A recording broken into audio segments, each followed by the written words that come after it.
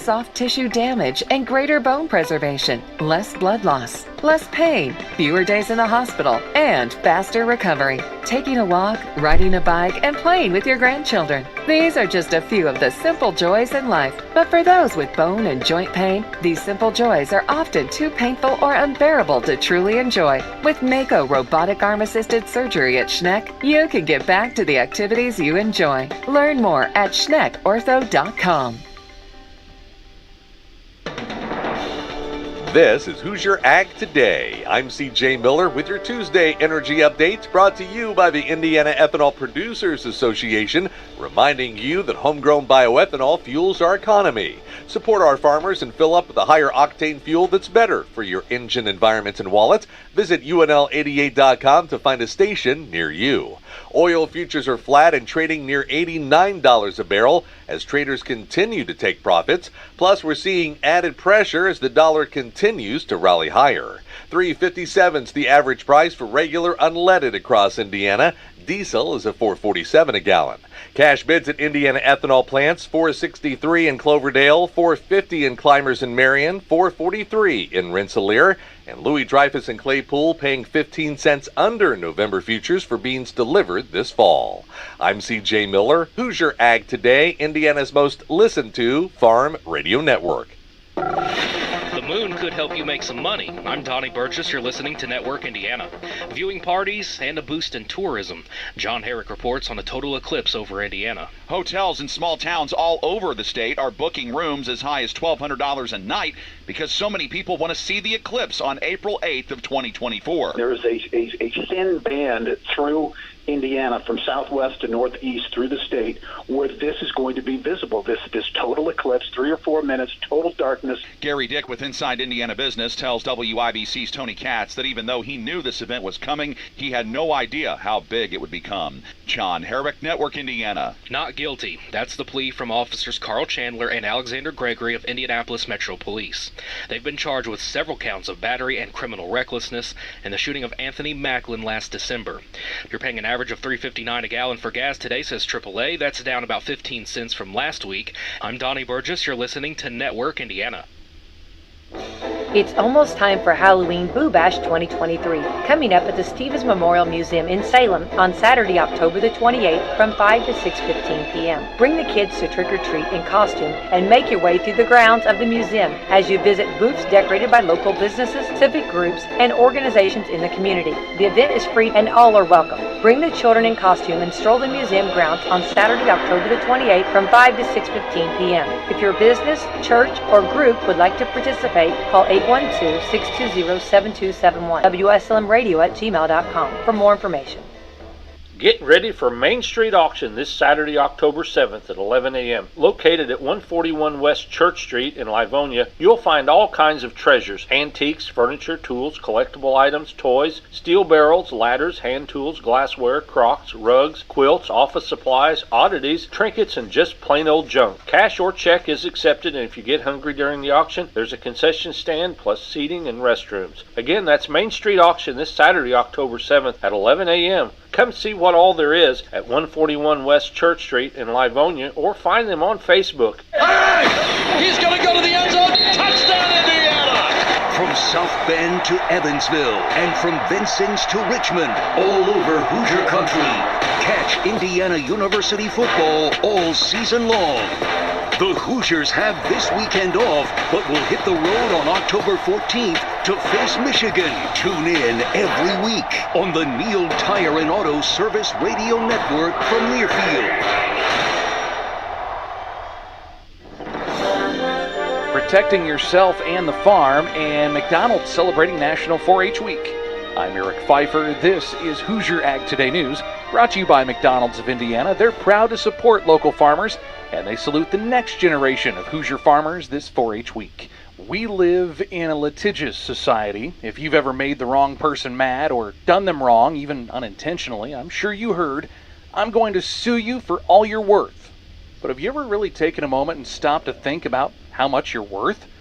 If you don't have your farm legally structured correctly, it could be a lot. Studies show that 85% of the farms in this country are not structured as a legal entity. In other words, they're just a sole proprietor, or they're two brothers that farm together as in a loose partnership. That's third-generation farmer and agricultural law attorney John Schwarz, a.k.a. the Farm Lawyer.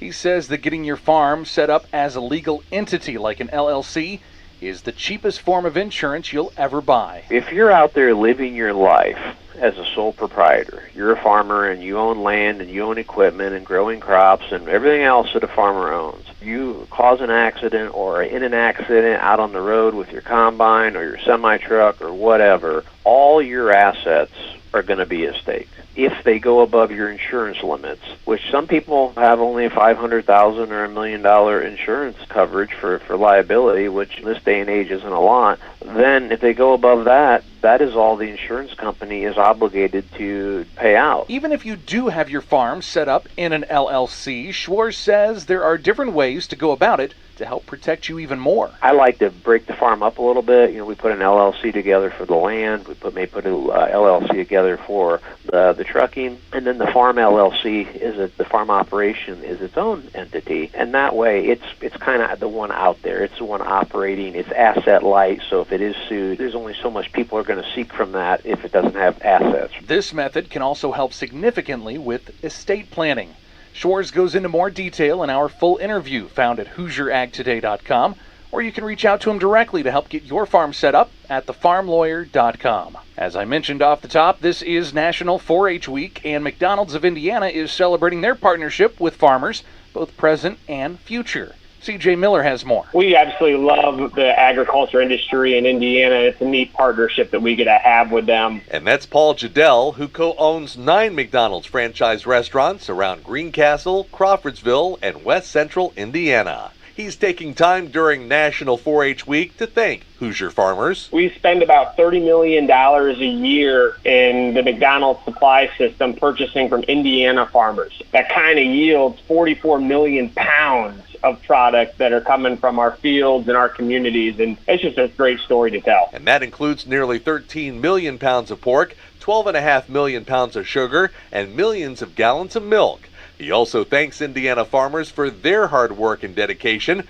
to providing quality products to the McDonald's system. Great food just starts with great farmers and suppliers. I mean, that's a tough job. I watch the farmers, especially harvest time. They're out late at night. I'll be leaving a restaurant at 9 or 10 o'clock at night, and I still see the farmers out harvesting in the middle of the night with their lights going. And it just shows the dedication to keeping food on the shelves for all of us to survive, and greatly appreciate the effort of the farmers and hopefully the legacy they're creating for future generations as well. Read more about McDonald's and their support of Indiana farmers during National 4-H Week at HoosierAgToday.com. I'm CJ Miller. And I'm Eric Pfeiffer. This is Hoosier Ag Today, Indiana's Farm Network. It's time to put on the old gold and black. Hail Purdue! And jump on the Boilermakers special. The Boilermakers travel to Iowa to take on the Hawkeyes this weekend. Touchdown, Boilermakers! A 39-yard flea flicker! Boiler up, Purdue fans. Join us Saturday. Our coverage begins at 2:30 on the Purdue Global Sports Network from Learfield. Hi, folks. Robert Quigley here, America's Independent, Washington, D.C. We're on the road to the White House. Today, we're going to talk about Biden's health. Biden has dementia.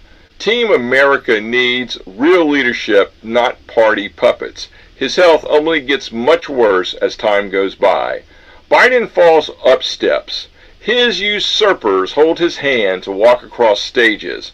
The baby ladder is needed to reach Air Force One through the luggage department. He took $50 million in bribes with his heroin and cocaine-addicted son, who did these drugs in the White House. Biden's too old, too corrupt, and has been in D.C. far too long, 44 years. The extreme left, people who are unwelcome in many houses, control the government. Go to robertquigleyforpresident.com, find the donor box, donate what you can. Team America needs your change. Join our team. Together we make America work for everybody. Paid for and approved by Robert Quigley for President. I'm Ryan Martin on Hoosier Ag Today with Midday Market and Weather Analysis brought to you by Louis Dreyfus in Claypool, currently paying 15 cents under the November futures for all beans delivered through the fall. Call with questions 574-566-2113. Markets are down here today. Big soybeans, harvest pressure being cited as one of them. Also, StoneX coming out with their estimated yields for the October supply and demand report. They were up slightly month on month. We also have soybean meal sinking to what is now called a multi-year low.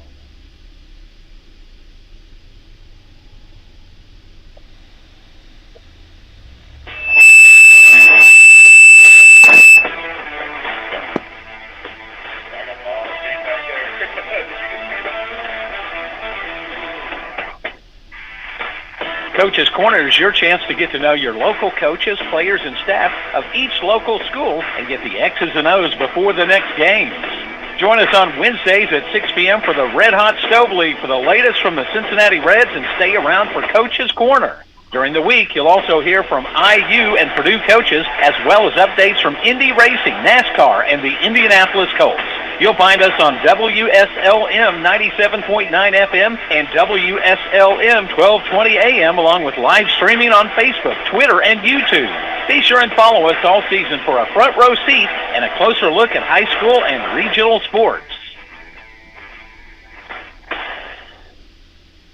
All right, ladies and gentlemen, it is Wednesday night. You know what that means. It's time for another edition of Coach's Corner, and we are live, ladies and gentlemen, boys and girls, children of all ages. I'm joined again by our good buddy, Squatch over here. We're live. And tonight, we're going first is going to be Coach Austin Roberts with Eastern. How you doing tonight? Good.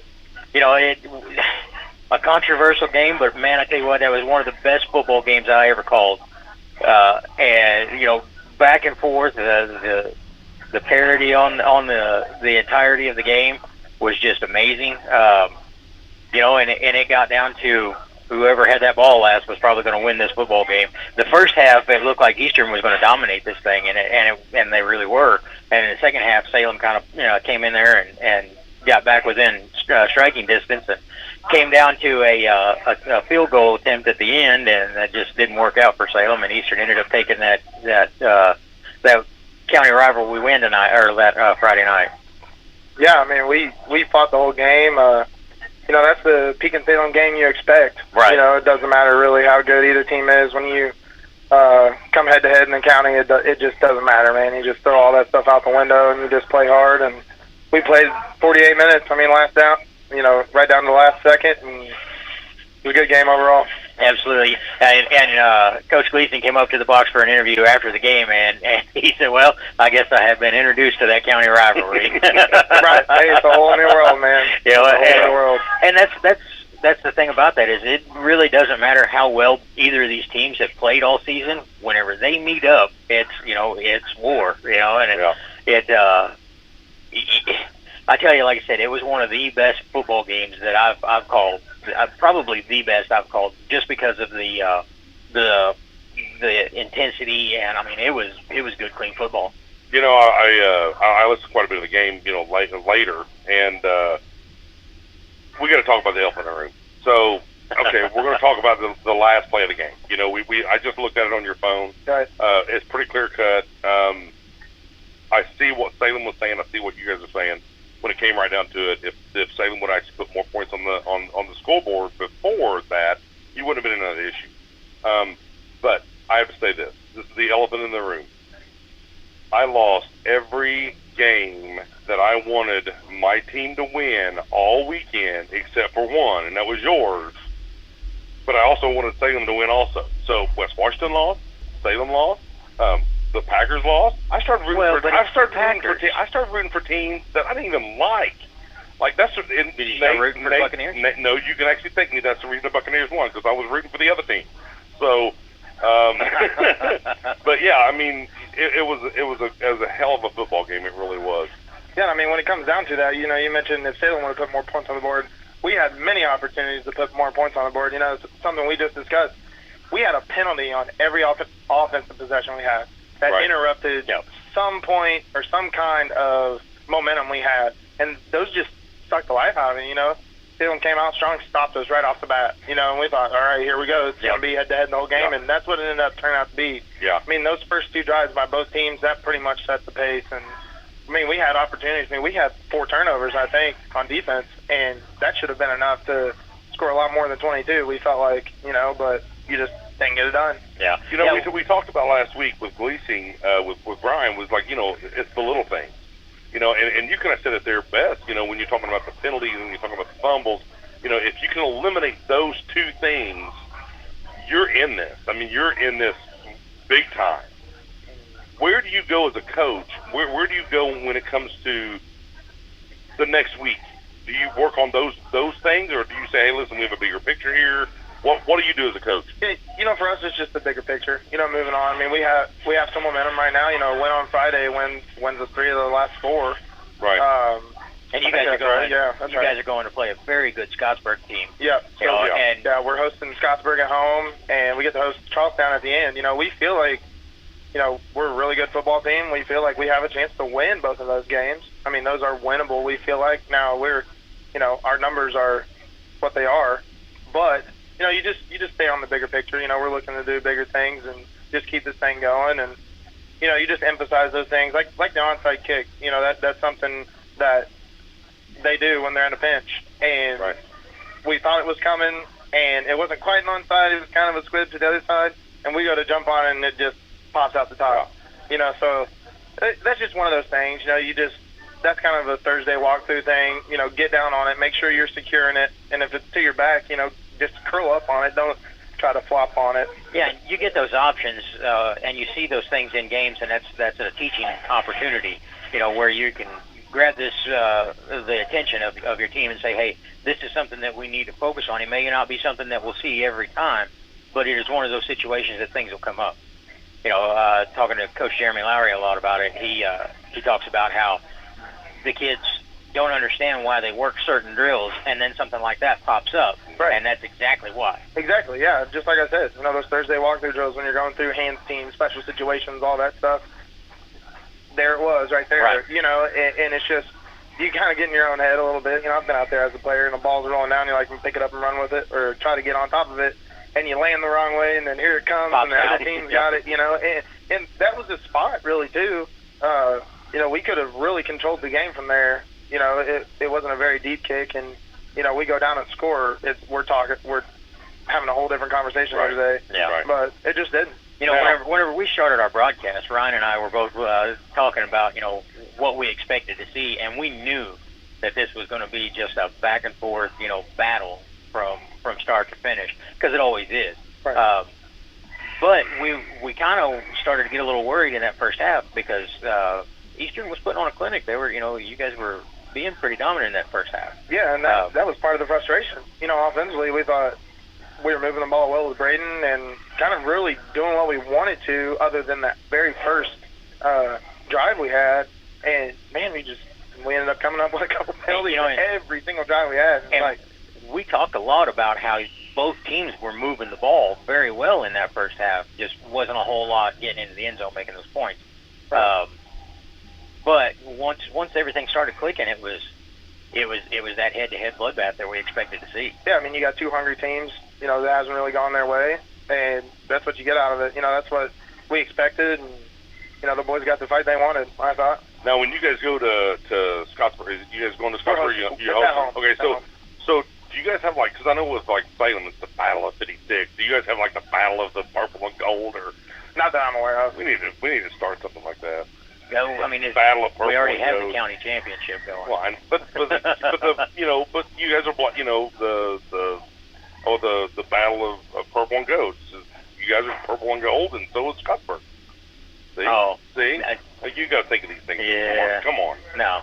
So we need to come up with something. Time to start something else. That's right. You're dang right. That's always is. I'm the instigator, man. I've got the big spoon. I'm just stirring that pot.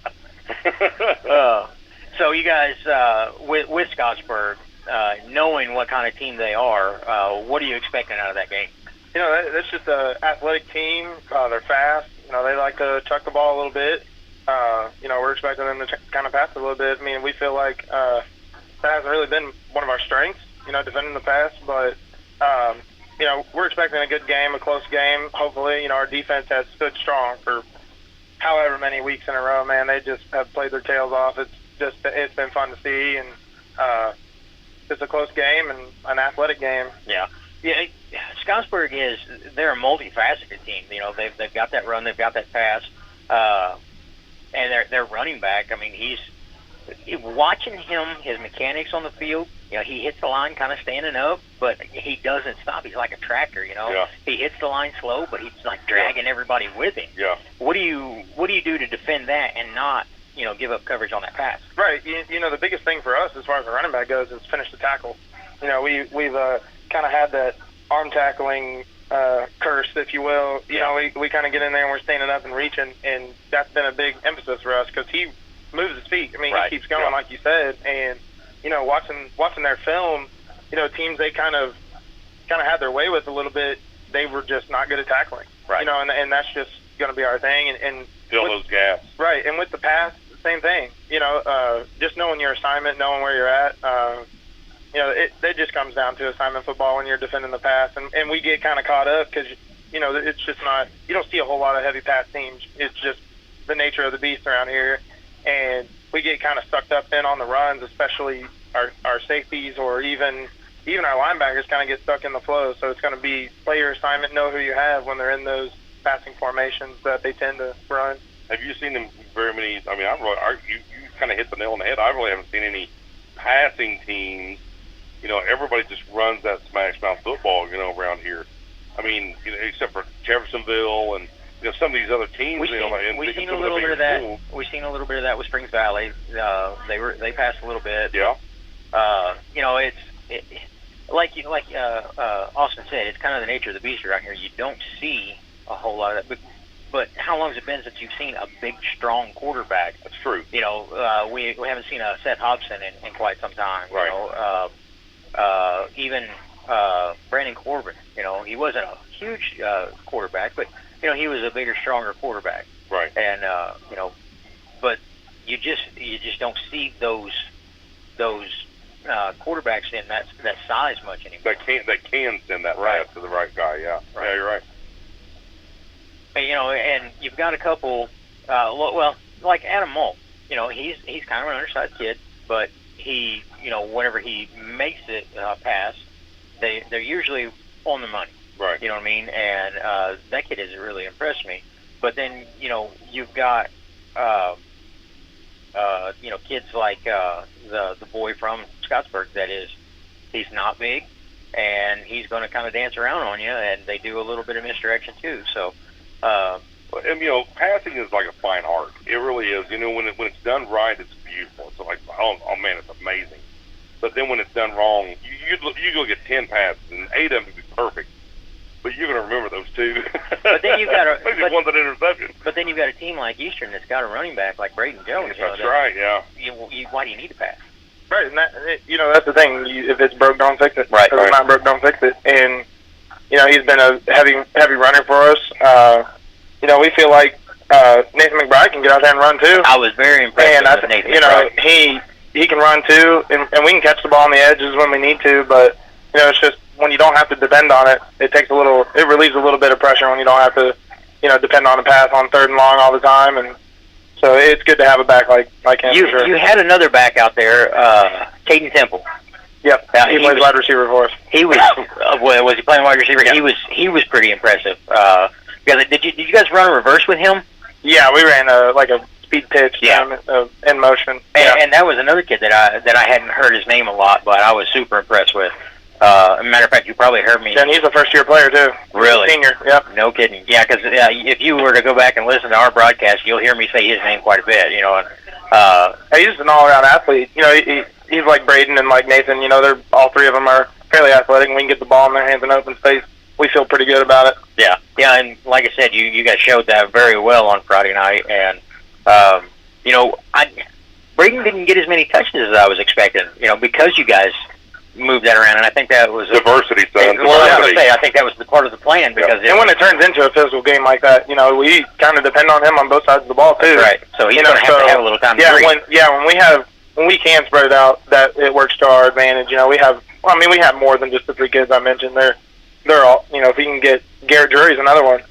He's one of our better pass catchers, and if we can get him out in space, that's great for us too. We feel like we can spread it around a little bit, and that takes some of the weight off Braden as well. Yeah, and being able to do that and get your kids a little bit of rest when they need is very important. So now the burning question that I've gotten a lot this week from all the teams or from a lot of people that are fans of all the teams.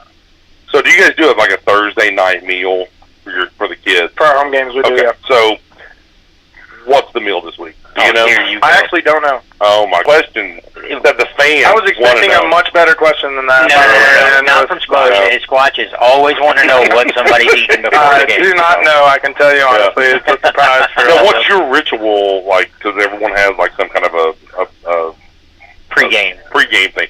What is yours? Like as far as after school? From after school to when the whistle starts to go to the kickoff. I always go home, usually try to at least, see my wife and my son Tate, get a smile off of him or play with him for a little while, get something to eat, and I'm either back over at school or back with the bus. So. All right, well, Austin, it's been great talking to you tonight, man. I tell you what, it was a great game Friday night, and I was glad that, I got to be there for that. So we will catch you next week, and good luck this week. Absolutely. I hope all three teams win this week. All right, we're going to take a quick commercial break, and we'll be right back. All roads lead to Salem on Saturday and Sunday, October the 7th and 8th, for the 148th Old Settlers Days at the Stevens Museum and John Hayes Center. Old Settlers Days was first established and held for the community back in 1875 to honor the pioneers who settled the wilderness lands of the Indiana Territory that would eventually become Washington County. Admission is free, and you can walk the museum grounds to enjoy entertainment, demonstrators, and reenactors, and maybe even hear a story or two. Enjoy homemade apple cider, parched corn, and a variety of foods and beverages, and lots of crafts, and tour the depot and see the world headquarters for the Monon Society. Remember to mark your calendars for Saturday and Sunday, October the 7th and 8th, for the 148th Old Settlers Days in Salem. Get ready for the new school year with some custom school swag from Tees and Tumblers on the Square in Salem. The new school year and football season is right around the corner, and you'll want to come in and get your school's logo put on a variety of products to show your school spirit. Their back-to-school special is a logo tee of your choice with a tumbler for just $35. Located on the northwest side of the square, Tees and Tumblers offers a variety of pre-printed items, or they can custom make your items in the store. They have custom can koozies, air fresheners, and lots more. The possibilities are as endless as your imagination. Call 812-508-6199 or stop in and see the staff at Tees and Tumblers today. All right, ladies and gentlemen, we are back, and we are live with Coach Brian Gleason. How you doing tonight, Coach? Doing pretty good. How about yourself? Oh, I'm doing pretty good. I got my best buddy Squatch over here with us. That's right. And we're live. And we're live. We forgot that part. Man, what a game Friday night. Aside from the outcome and the little controversy there at the end, I've got to say, and I have been saying all night, that is one of the best games that I have ever called, because it was just action nonstop. I mean, nonstop. And I believe that if we could have put another touchdown together there in the first half, we were going to come away with that game. Yeah, it was an exciting game. We just came up just a little bit short. It was one of those things where we got down there and we kind of ran out of time a little bit. We needed just another 30 seconds or something like that. Of course, as the head coach, you wish you had some things to do over again, and you go back and you say, wish I'd have done this or wish I'd have done that. But no, we came up a little short. Obviously the ending was crazy, but it didn't affect the game, honestly. They blocked the kick fair and square, and we ended up recovering it, and then they tackled us. But their guys running on the field and all that, didn't affect the play, honestly. Right. I mean, that was, they won the game, and they deserved to win. Yeah, and that was the thing. It got down to almost down to semantics at the end of it, where and just like you said in our post-game interview, if we'd have put more points up on the first half, it would have came out.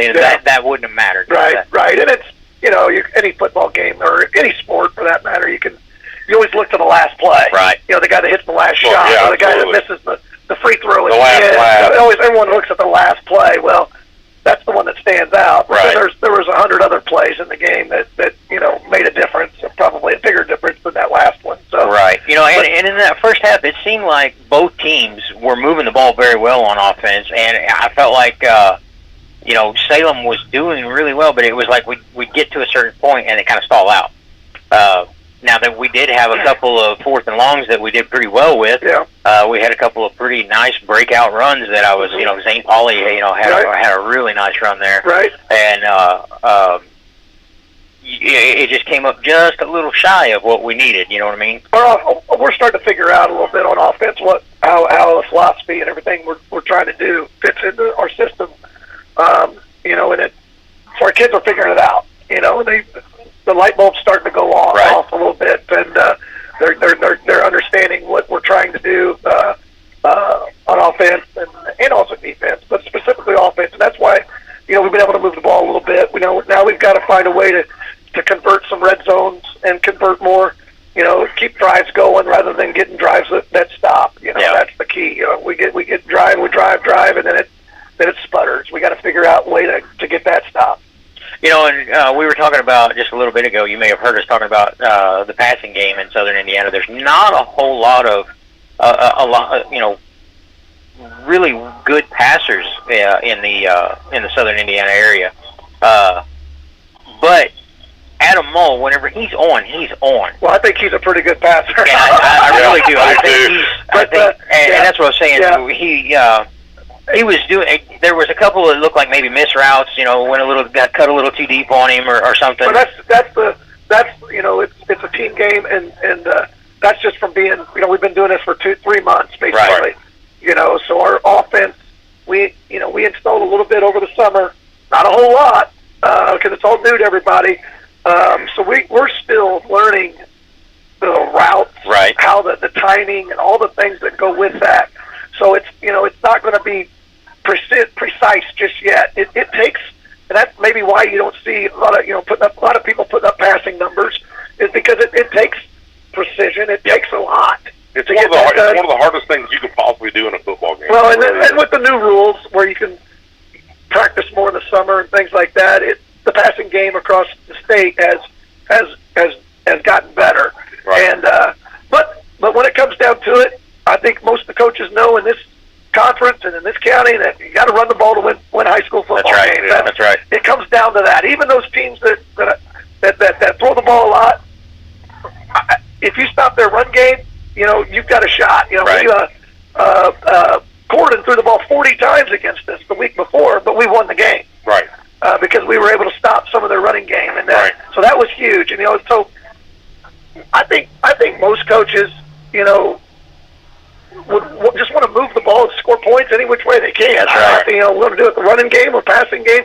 Now the running game is just more safe, because you never know what kind of quarterbacks you're going to have every year. You never know if you're going to be able to pass protect. You don't know what kind of receivers you're going to have every year. High school football, you kind of think you can get some linemen and some guys that can carry the ball and run the ball. So that's kind of why people gravitate more to a running style game. But it's coaches will do whatever it takes to move the ball. Well, and you had to you had to bring up the other elephant in the room for tonight, and that was Corden, the game that I wasn't at, and we won, and then here I am, the jinx. I've been saying that for years. Here's the good news: is I will not be at the Charlestown game. So. Hey, Coach, just go ahead and call it a win. Just call it a W. But speaking of that, coming in and going to play a very good Charlestown team, which Charlestown is generally a pretty good team. They're pretty soft. Going over there to play them on their turf, their territory, and knowing the solid game that they have, is there anything that you're kind of trying to fold in there that's going to, maybe help out with that? Like I said, I feel like Salem football is playing the best football that they have all season right now. I say shut the bridge down. You shut the bridge down, then Charlestown doesn't have a team. You shut that Ohio River down, they're not going to be able to make it to the game. No, they present a lot of problems. They give you a lot of different looks formation wise. They've got some athletes out on the perimeter. That just seems like they just keep one kid will do this and another kid. They got some players, and they just haven't been able to, for whatever reason, been able to put it all together for them. I think they're starting to come together because last week they had a big win, and I think they've got a shot at making some noise in the sectional as we get to that point. But Coach Hawkins does a great job. He's been there for years. He's an old friend of mine. He runs a program, that's solid. It's just going to be a solid year in and year out. They're always going to have athletes. They're going to have players. They're going to be a team that so we got our work cut out for us for sure. Yeah, one of the things that they've got an advantage over you here is because those kids have been there for so long. They know exactly what Hawk wants, and you're coming into this new, which I think in a few years from now you're going to have like a whole different perspective, and I think all the kids are going to have a whole different perspective of what you're wanting that versus what it is today. Right. We're still in our infancy of what we're trying to do. I kind of say we've got to already got things written down for the off season and the winter and the spring of what we need to do to get better for our football program. And but yeah, it's we've been here 4 months, basically since June. I think we had a couple workouts in April and May, but since June pretty much. And these guys have been doing it for years. So not that that's an excuse, but I like the progress that we're making. Yeah, and I was just progress that we're making. That's the question that was forming in my head is and in my opinion, I think from week 1 to now we're going into week 8. We are Salem is a completely different football team, and they have overcome a lot of adversity. They've started making progress in areas that needed attention and needed work. We didn't get a single personal foul this last week. I don't think so. So there we go. There's progression there. And being that we are playing that well of football going into week 8, even though our record doesn't really show how good a team we actually are. And that's one thing I say about all 3 schools in the county. I think all 3 schools are better than what their records are showing. Yeah. But that just shows me that the progress, you get from, post-sectionals or however far we go into the tournament, from then till first game next season, you've got all that time to work. And you've got plenty of time then to instill what needs to be. I can't see anything but good things coming from that. Defensively, we talk mainly offensive, but defensively, I think we've really improved a lot. Some kids that I think have done a great job. Joel Altemeyer goes both ways for us. Offensive guard, defensive lineman, has really figured out and bought into our system of how we play defense. And he made 10 tackles the other night, a couple for losses, and made some big plays for us. He has really done a great job anchoring our defensive line. Some other guys, Noah Dalton at middle back, we moved him to middle backer. That shift right there, I think, really lit the fire right there. And we got Seth Ponsford down inside, too, as a defensive lineman, and Cage Calloway and Brady Briscoe at defensive ends. So our defense looks a lot different than it did week 1, personnel-wise. So we've made some switches that have really, really helped us and getting kids. One of the hardest things about coaching high school football is getting kids in the right positions. Yep. Because you want to put your best 11 guys out there on the field that you can. But what if your best 11 is a backup linebacker? Right. You got to get him on you got to get those guys on the field somehow, some way. So So it took us a few weeks to kind of figure all that out, and I didn't have, I was a new guy, so I hadn't seen anybody play football other than on film. Right. And I thought, we made some moves there that have really helped us, and the kids have taken to it. That's another thing, when you move a kid, how are they going to respond? Right. And because some of these kids they've been pushed to play this spot their entire youth career. Correct, and there's probably nothing wrong with that. Come in with a new philosophy or a different philosophy. This is how we need you to do it, and they've taken well to that. And that's something that Chris and I have seen for years. There are certain kids that you see that they're being groomed for this position, right? And that's and they've got this stigma that I've got to be the starting quarterback, or I've got to be the starting running back. But Well, Carson Cook. I mean, you take him for an example. Right. For years, they had him running back, and then when he finally gets to high school, what they do? They put him in defensive end, and it was like, holy moly, Right. what a beast he was. Well, and with Carson Cook, he had in 8th grade, he had that ACL tear at the very last game, the black and gold game, and so whenever he got shifted over, I think it was a very good decision to put him at defensive end. Yeah. But it's on that coach to make that have the foresight of, okay, this kid plays better here, and like Coach said, he doesn't know these kids, so it's going to take a little while to figure out where they are. But I did want to touch on you mentioned a couple of names that, Joel Altemeyer, I bet I said his name on the radio 25 times. Oh. I've known that kid since he was 4 years old, and he has become, something that way above and beyond what I ever expected. And, the kid's got a lot of heart. He goes out there and plays his butt off. Seth Ponsford's another one. I've known him since he was born, and he's, I think we said his name 10 or 15 times. I mean, he came out of nowhere last Friday night and played probably one of the best games he's ever played. Didn't he get his first touchdown this week? Yeah, I think so. Or maybe he got it last week, and then I think he got another one this week. Okay. At tight end, yes. So when you go into a tough game like what you're going into this week, and I'm not saying that, what I'm going to say here is kind of controversial, but you're going to go into a tough game. A lot of the kids, and I dealt with this last, 4 years when Grayson was in high school, they would go into certain games and be like, well, we're going to get our hind ends kicked, How do you change that? As a coach, how do you change that mindset in those kids and say, you know what, I don't care what your mindset is going, okay, we're going to get beat, but we're going to go back out there and we're going to play the toughest game possible. How do you get that out of their head? How do you break the game down into segments? Let's win the first quarter, or let's win this drive. Right. Let's get 3 first downs here. You don't look at the big picture. You look at the smaller picture. Eating a watermelon. Yeah, exactly. You just kind of, get those small successes.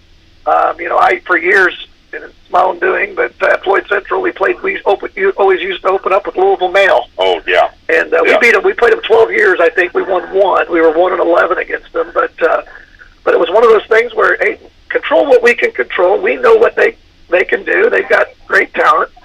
Let's do what we do and get better at it.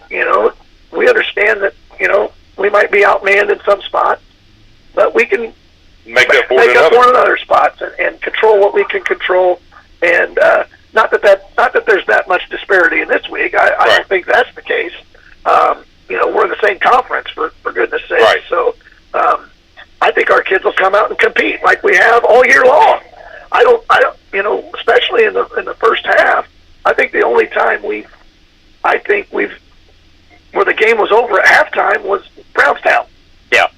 And I think that's the only time where at halftime, the game's decided. I mean, it's over. But not that we always say that, but it's we can look at the scoreboard and everyone watching the game and understand what's going on. And to a certain point, but even North Harrison, week 1, we're playing North Harrison. It's still a football game. That's right. Week 2, it's still a football. I mean, every game we've played in. I mean, we had the lightning delay against Silver Creek. Yep. Played to midnight. And it's a close game. Yep. Well, the reason I asked that question, Coach, was because I know like with West Washington, I know with we went into playing Paoli, and it was like they were defeated before they even got off the bus, and I'm going, how do you get that out of a kid? When you find that magic formula, please let me know. Okay. And you tell me, and we'll figure it out. That's the magic potion right there. Yeah. It's kind of like you said. It's you got to kind of teach them that how do you eat an elephant? Right. One bite at a time. Yeah. So it's setting those small goals. Right. Okay, let's get so many first downs in this drive, or those small goals break that game down, like you said, and it makes it attainable for them. It gives them a more surmountable goal, to get to. Yeah. And it's like I said, I think our record is not, it is what it is, but like I told we didn't lead. So last Friday we didn't ever have the lead in the game. Right. That's one of the few games when we haven't led. Right. And we had a chance to lead at the end, of course, there at the end or wherever, but we've led in almost, we played how many games? 7 games. I think we've had the lead in 4 or 5 of the 7 and lost on by 1 point this week. Right. So it's not like we're far away. We're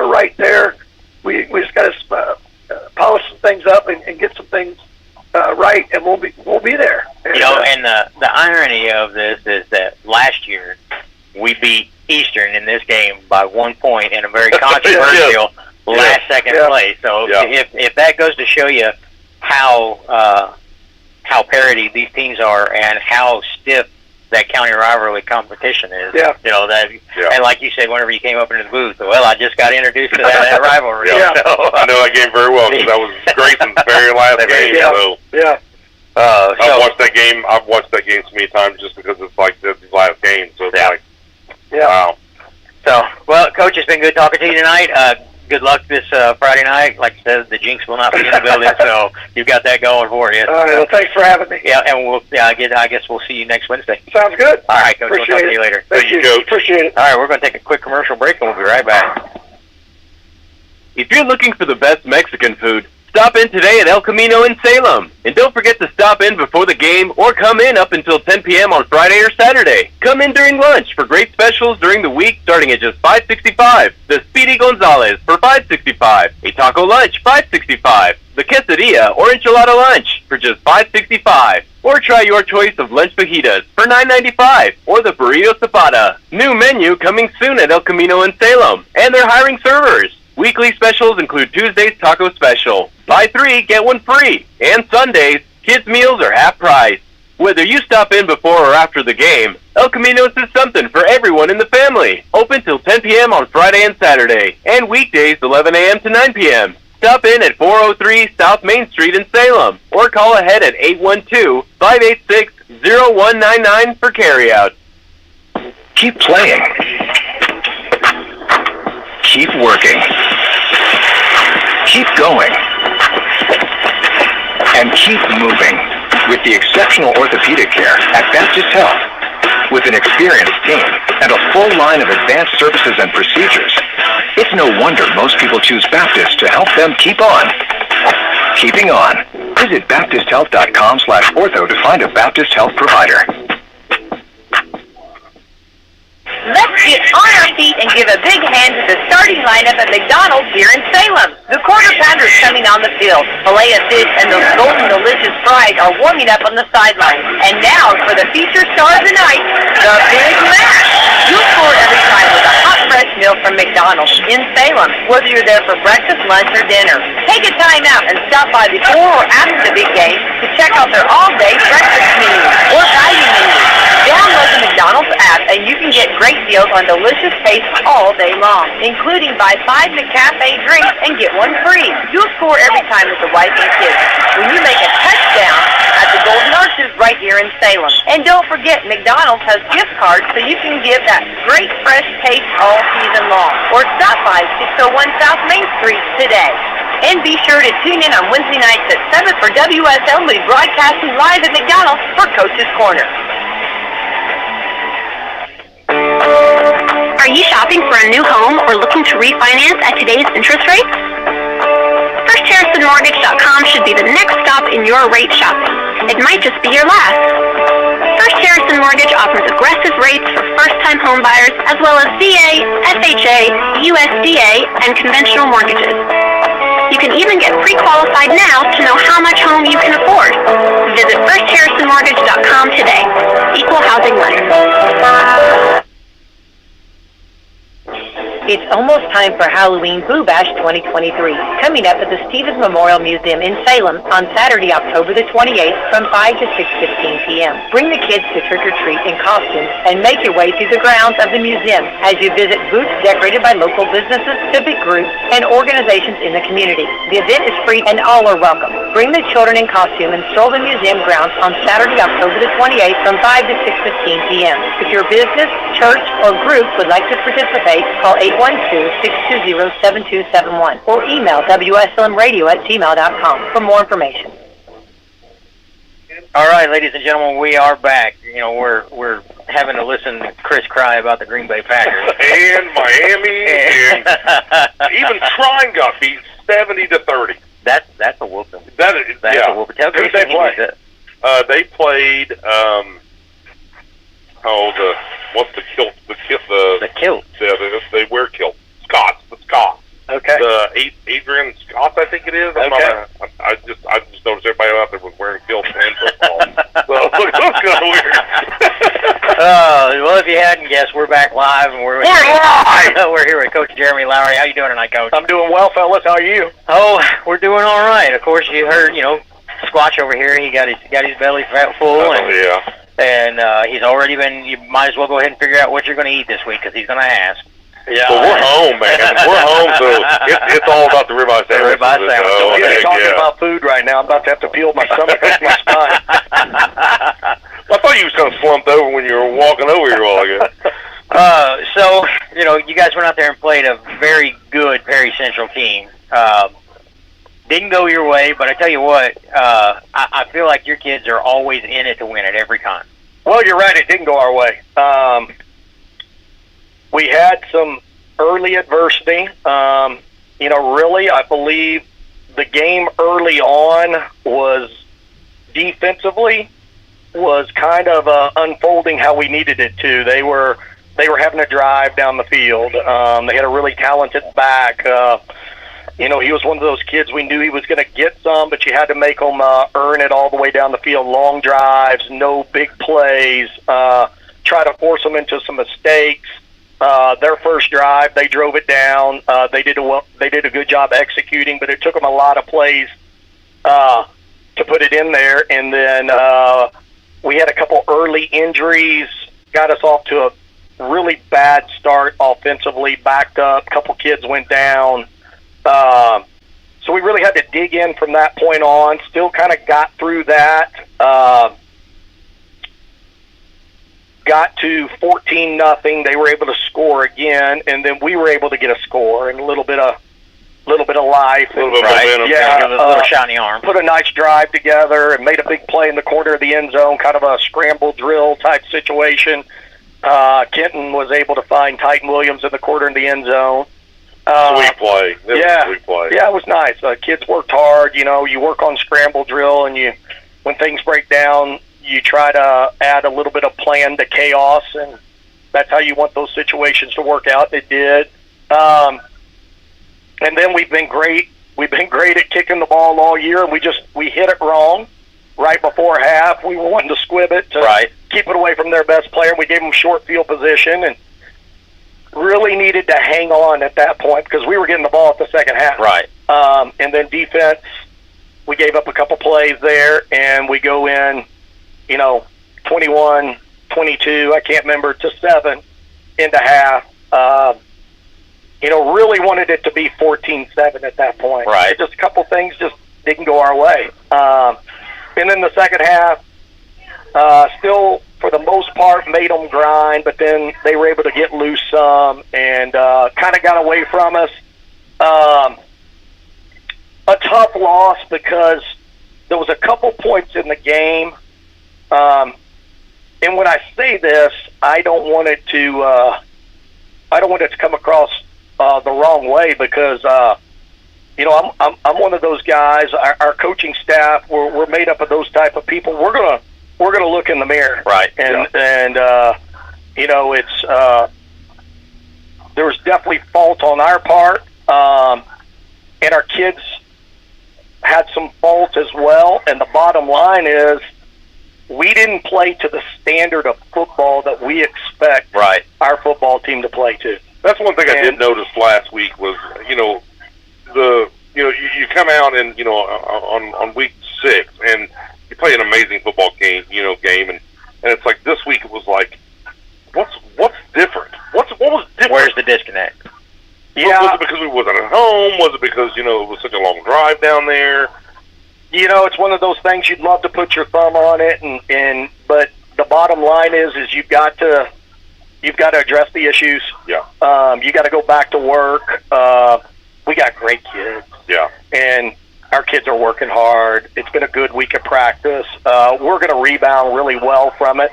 But the big thing you got to take away from it is we have expectations, and we have certain standards we expect to play to, and there was situations Friday night that we did not play to those standards. Right. You've got to, and I'll be the first to tell you. First and foremost, that's on me. Right. And our staff, and we realize that. But you got to make that trickle down to your entire program, and everybody's got to take notice. And we practiced a little long on Tuesday night. And,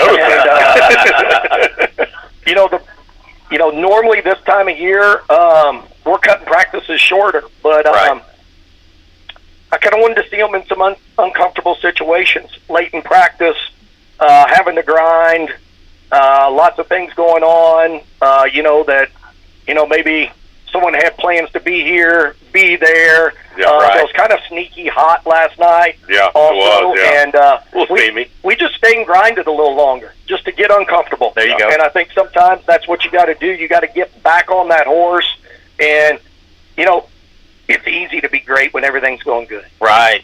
It's the adversity that you take into consideration and how you deal with it. And sometimes in practice, it's really hard to create some of that adversity. So that's what we really tried to do last night. We tried to ramp it up, create some adversity, see how we respond through that, and our kids responded how we thought they would. Well, it's like you've got this check on the wall, and you tell them this is the level that you got to play at to play West Washington football. Absolutely. And if you're falling below that check mark, then we got to figure out where it's at, and we got to get back up there or above. Yeah, we're not going to hit the panic switch. That's not what we do. We have faith in our program. We have faith in our kids. We know we have phenomenal kids, and just got to go back to work. That's right. That's what you do, and that's what we've done. And we expect to play really well Friday. We've had, there's never any excuses because it's part of football. But we've had a couple kids out that create domino effects, and we plan on getting those kids back. That's what I was just going to ask you. Is you said you had a couple of injuries the other night. And they may not even be back this Friday, but they're on the cusp of being back. So anything we can see different this week, as in change personnel or different kind of any other plays that we could think of, or. Well, I'm not going to get into that, but there's always tweaks. And give me something. There's always tweaks. You always have special game There's plans. nobody over Crawford County that's going to be able to hear this. You know how many? Wait a second. We got a lot of listeners. Okay, we are. They're not smart enough to know how to actually use the internet thingy. So no. I know that this week, we're really looking forward to actually going, having homecoming and that type of thing. Anything special that you see this week that you guys are doing over in West Washington? This isn't the most popular statement. Okay, I'm ready. Generally, when you start dealing with things like homecoming and senior night and all those things that start coming up this time of year, in the butt. I think the biggest thing you need to remind everybody of is the most important thing is that we take care of the football game. Absolutely. All this other stuff really doesn't mean anything if we don't take care of the main product that people came there to see. Right. Everything else is a sideshow. Yes. And don't get me wrong; those are important sideshows, and it's part of the season. But at the end of the day, as the head football coach and as a coaching staff, your job is to worry about the game. You talking about you being the problem, the jinx? Yeah. Okay, I would say, Jeremy, I apologize. This was 100% my fault. The reason we lost that game. Why? Because they asked for me to make the chili. I made the chili last Thursday, and that's the reason we lost the game. I had all the kids bloated, and that's the reason. I ate the chili. It was. I don't get to eat the chili when everybody else eats the chili because I have to go off to youth practice. But they bring me a plate down and they put it in the refrigerator. Now here's the thing. Now I will say, hey, it was good chili. Here's the thing. You said that you made the chili, and Jeremy has already admitted that he shared a little bit of blame in that, so he ate the chili too. Yeah. You're never allowed to cook chili again. I'm never cooking chili for the football team again. I even have kids that never How is it that every conversation we have with you comes back to food? Because I'm a foodie, man. I love food. I love food. I love football. My family. Oh yeah, I'm a foodie. You mispronounced food. But I'm going to reel it back in here. Sorry, bring it back in here. Again, I'm starving half to death. We've been talking about food. I know. That's why we keep doing it. It's what's interesting about this time of year is we've got some younger players that are really on the cusp, and I think that will be the biggest thing you'll start noticing the next couple weeks is kids that have been playing some are going to get more opportunities, and then even some you haven't seen are going to start making their way on the field because, we virtually played a full JV season to this point. JV season is winding down, and those kids have a year of experience under their belt now, and it's time to start seeing what some of them could do. You've already seen a couple of them on special teams showing up, and that's generally the first step. As they come off the JV, they go on the special teams. They're able to make plays there. They give you an extra shot in the arm there, and then you try to see how that can carry over into defense or offense and things like that. And that's encouraging because we've got a lot of kids that are maturing and getting extra playing time and starting to understand, young kids understanding more what we do. And to me, that's always an exciting time of year is, watching some of those kids grow and start to add to your team and build your depth. And with some of the some of the little injuries we've had, some of these part-time, people away on a part-time basis, it's putting experience on kids. Absolutely. And it's building depth, and, that's important in any program, really, really important when you get to, 1A, 2A football, things like that is, sometimes these things that you really don't want to have to deal with, in the long run, they can make you a stronger football team moving forward. Well, you got to think about it. If this is week 8, and you're bound to have some types of injuries, some little things here and there. But for the most part, you guys have been pretty healthy, and I think our stuff happened before the season started. So we lost an offensive line. Well, and that's what I'm saying. In the summertime to an ACL. We lost Landon. Right. 3-year starter to, what he's been battling. Right. And then, we lost Alex Williams, who was going to be another nice speed, skill player for us. We lost all 3 of those before we ever started. Right. So really this whole thing I'm talking about kind of started early on, and then so you make adjustments, and then you get a little tweak here, the kid missing time there. It can send you on a little bit of a tail chaser. Right. Well, and that's what I'm saying. You guys are 8 weeks into it, and everything that happened before the season for the most part. Yes, sir. So that just goes to show that you guys are doing a really good job maintaining those kids out there and keeping them good and healthy for what they're there for. Now, how many seniors do we have that's actually going to be? I know it's week 8, so we got to start thinking about this. How many seniors are actually going to be not there next year?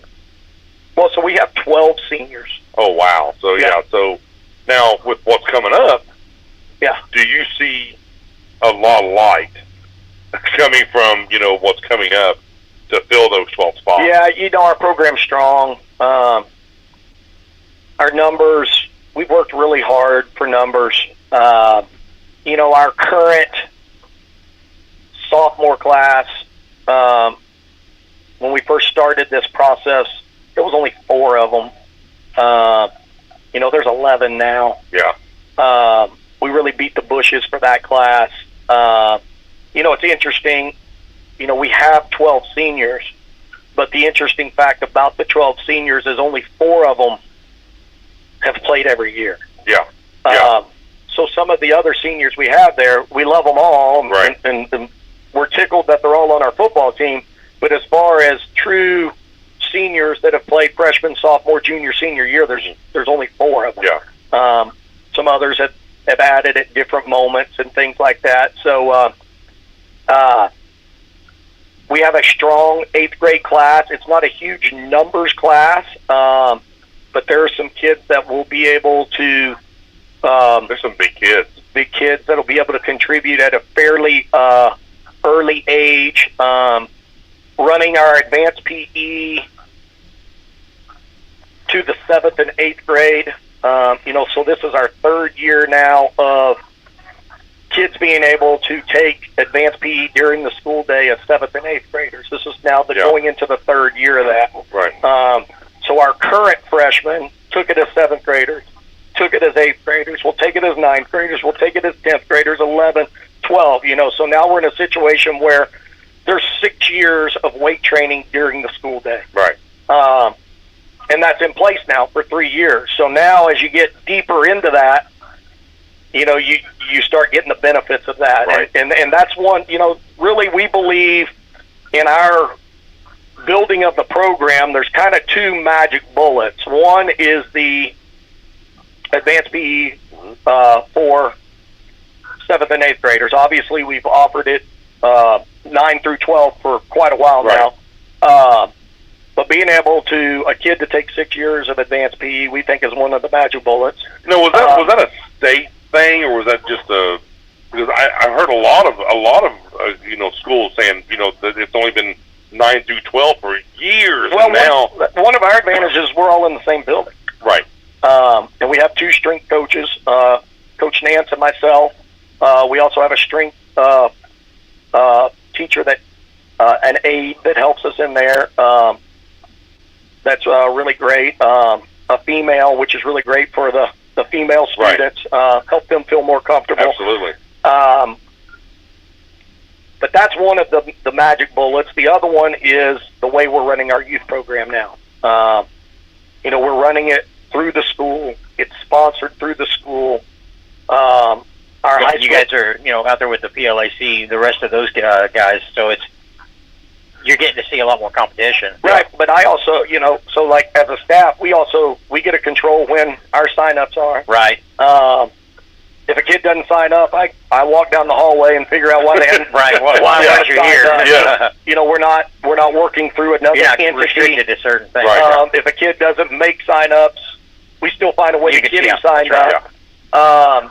And it's all under the umbrella of our school. We fundraise to purchase equipment, and Coach Nance and myself, we've taken that and decided to run with it ourselves. Right. It's extra work for us, and but it's well worth it. It's helping you guys out in the long run. Yeah, so 80 kids a year ago, 3rd through 6th, 78 this year. Right. Yeah. 3rd through 6th. We had a 3rd grade team, a 4th grade team, a 5th grade team, a 6th grade team. So that was 2 lower division teams, 2 upper division teams. We were the only school in the PLAC that did that. Right. Some teams didn't split. We decided to split. All 3 of our 4 teams all made it to the semifinals. Yeah, that's awesome. And that was splitting. So we were going to get some teams with like 34 to 37 kids. Our 17 that we split, and we kept ours by grade, I think is really important. You're going to take some lumps sometimes as a 3rd grader and a 5th grader, but at the end of the day, we're building depth at position. You're developing a quarterback per class, a running back per class, a center per class. A free set. You're developing every position per class. And that only makes sense. Yep. All right, Coach, it's been great talking to you tonight. We're going to catch you next week. Good luck this week, and we'll see how it works out for you. Hey, thanks, guys. Really appreciate it. Have a good evening. All right, we're going to go ahead and jump right into our nightly inspiration here. Chris is going to love this one. So the way that the teams in this county have been playing has been just phenomenal, and like we said, a lot of the times the amount or the play that they are producing, the effort that they're putting in and the way they're playing, it doesn't get reflected by their record or the scoreboards, and that's unfortunate. But because if you're not there, you don't get to see how well these teams are really playing. So tonight's quote is this: "Every time I step onto the field, I'm going to give my whole heart regardless of the score." And that's from Tim Tebow. I had to bring a Gator into this. So. Oh, gosh. But, just think about what he says there. I don't care. I'm going out there to play the hardest football I've ever played. And, just like we were talking with Coach Gleason earlier, they're going in to play a very good Charlestown team. But at the end of the day, you've just got to go out there and play football. Play what you know to play and play your heart out. Leave everything out there on the field, because if you don't, then you're already beat walking onto the field. Grayson, he told me before every game, he would listen to like certain people talk. Yeah. And it was always something, inspiring or something that, would just get him just ready to go. And you got to have that, man. You got to have that. I call it, most coaches are just as big as cheerleaders as they are coaches. Absolutely. Because you got to have somebody that's in your corner. Most of us. Well, we're not going there. But I mean, mean, you have, these coaches. They go out here and they teach our kids. They throw them in some of these precarious situations, but they do it knowing that they're going to be able to do it, and they're going to cheer them on as much as we are in the stands. Right. Because my kids, they say to me all the time, I don't do this just for me. Right. Like Grayson, he said last year, he goes, it was his last year playing. Right. He went out there and he did what he did for all the people to stand. He did it for me. He did it for his mom. He did it for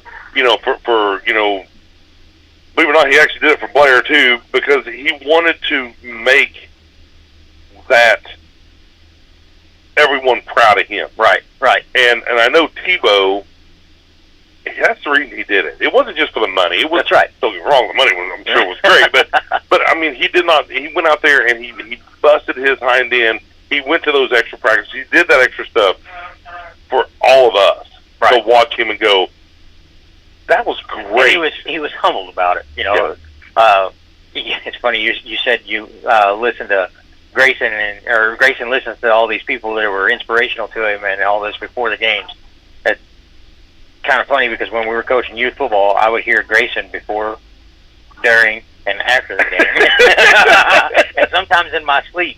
Yeah. We didn't call him sound check for nothing. He was definitely one of those kids that was always trying to motivate everybody else. And and I've seen it where in football, I've seen it with wrestling. I mean, I saw it with wrestling when your son was wrestling, getting his ass handed to him. That's right. And Grayson's down there screaming at him, "You go!" and they came back and actually won that match. That's right.